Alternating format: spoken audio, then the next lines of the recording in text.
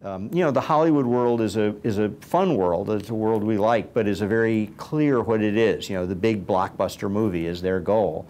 And what we're trying to show is everything else. I mean, Hollywood is really artistically the very tiny tip of the iceberg. And what we're trying to show in the film festival is give audiences here a chance to see the whole rest of the iceberg. Nothing goes in the festival that doesn't have very strong advocacy from our staff somewhere. Somebody else might hate it, but we've got somebody who really loves that film has got programmed. But I would say opening night, which is a shorts program, we're the only general festival I know of that devotes its opening night to shorts. And it's an amazing array of films. We have a great host who's a great emerging filmmaker on his way to Cannes. Who's going to host the evening. We have a special little surprise that we're going to show, so that's a great thing. Closing night is a film called Mother of George about the Nigerian community in Brooklyn, made by a filmmaker who we helped, won the Maryland Filmmakers Fellowship in 2005. Another thing in that area would be a film called Fill the Void, which was made by an Orthodox Jewish woman in Tel Aviv. Grew up in Brooklyn, but then went to film school actually in Israel, and then joined the Orthodox community, the Haredi community, and has made an unbelievable film, again in a community that most of us don't know anything about.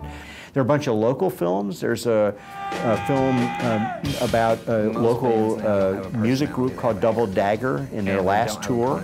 And it's a charming, wonderful film, and you get the sense of how music is a communal experience.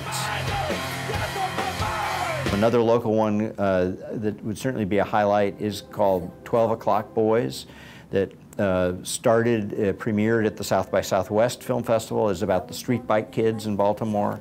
There's another one called Hit and Stay, which is about the Catonsville 9 protests, and most interestingly, about the ripple effect it had. So which I didn't know anything about. I knew about Catonsville. I didn't know that these protests had started from Camden, New Jersey to Milwaukee to Rochester in the wake of the Catonsville 9. There's a wonderful film made by a local filmmaker, but about a group in New Orleans called The Electrifying Crown Seekers, a multi-generational gospel group. And they're in transition, and it's a fascinating picture of a gospel group in this transition. The music is sensational, and the Crown Seekers will be at the screenings.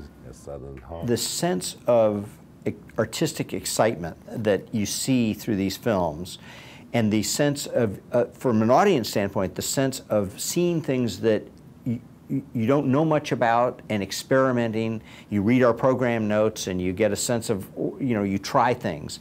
And the sense of community. You get to talk to the filmmakers, and they're not only at the screens, but then they're around, and you could be, getting a Coke at the Charles alongside somebody whose film you saw the day before. So it's a very unique experience vis-a-vis movie going.